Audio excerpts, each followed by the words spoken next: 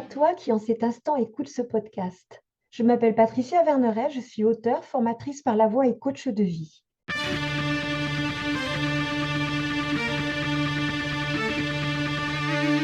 Je t'accompagne avec une pensée du jour sans aucune vérité absolue, mais des invitations.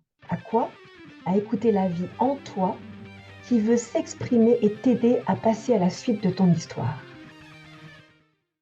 Je suis imparfaite et ravie de l'être. Je n'aurais jamais pu prononcer cette phrase avant, tellement occupée à me parfaire pour essayer de m'aimer, tellement occupée à me juger, pas assez, trop ceci ou trop cela.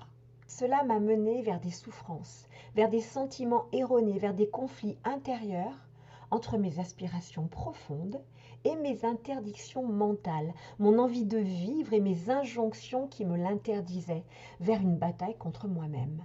Bataille perdue d'avance entre moi et moi, puisque l'une d'entre nous était automatiquement perdante.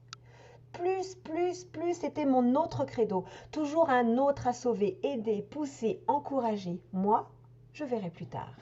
Je voulais arranger, aplanir chaque souffrance, chaque malaise, chaque faille. Les arranger, c'était comme réarranger les miennes. M'oublier, m'effacer. Il me fallait m'améliorer, gommer mes défauts, être au top pour ne pas être prise en défaut. Il faut dire que mes injonctions et mes manques étaient nombreux. J'en ai effectué des allers-retours incessants entre l'extrême bord de mon environnement personnel, occupé d'un côté par Miss Parfaite et de l'autre par Miss Minable.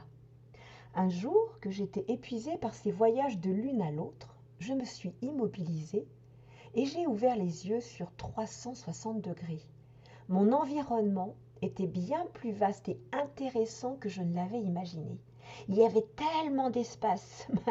Oui, parce que dans ces extrêmes, il n'y a pas beaucoup de place pour bouger.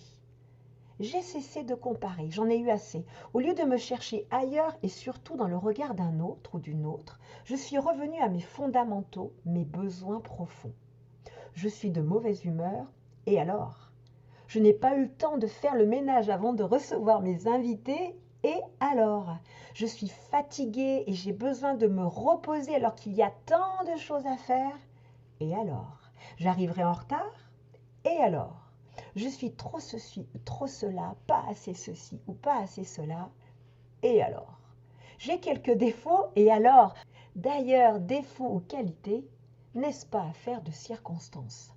Je me suis sentie libre de me vivre telle que j'étais, tellement libre que mes batailles intérieures se sont transformées en unités intérieures.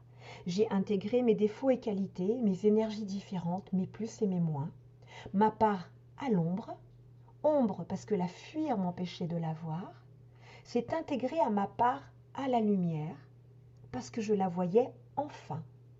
Cesser la lutte a conduit à l'unité. Incroyable.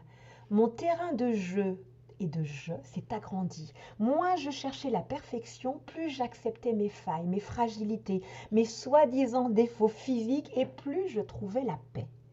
Le plus extraordinaire dans l'histoire, c'est que dès que j'ai cessé de lutter, la vie a coulé en moi. Dès que je me suis détendue, je suis finalement arrivée à l'heure. Mes invités n'ont rien remarqué tellement heureux des moments partagés. Me reposer m'a permis de reconstituer mon énergie. Le trop ou le pas assez est devenu le juste, en équilibre mouvant, et je suis toujours de juste humeur. Tout est devenu parfait. Moi, à ma place, unique au monde, m'adaptant aux circonstances en privilégiant l'équilibre, respectant l'autre à sa place, unique au monde, s'adaptant aux circonstances. Mon imperfection m'a rendue joyeuse et libre. Je suis un, comme le chiffre 1, parfaite, et ravie de l'être. Et toi qui m'écoutes, que penses-tu de toi? Es-tu le genre de personne qui essaye de gommer sans cesse ses imperfections, ses soi-disant imperfections? Alors, pour t'aider dans ce cheminement de joie, pour accepter des imperfections, il va te falloir t'aimer. T'aimer sans condition. Aimer tes imperfections. Aimer tes imperfections pour voir où elles vont te mener, pour voir où ce terrain de jeu qu'elles t'offrent va t'emporter. Quels horizons tes imperfections vont-elles t'ouvrir? Et puis qui sait, peut-être que tes imperfections dans ton monde sont les perfections d'un ou d'une autre dans son monde. Ce podcast se termine. J'espère qu'il t'aura mis en mouvement pour te rapprocher un peu plus de ton être profond. N'oublie pas, toi seul sais ce qui est juste pour toi-même.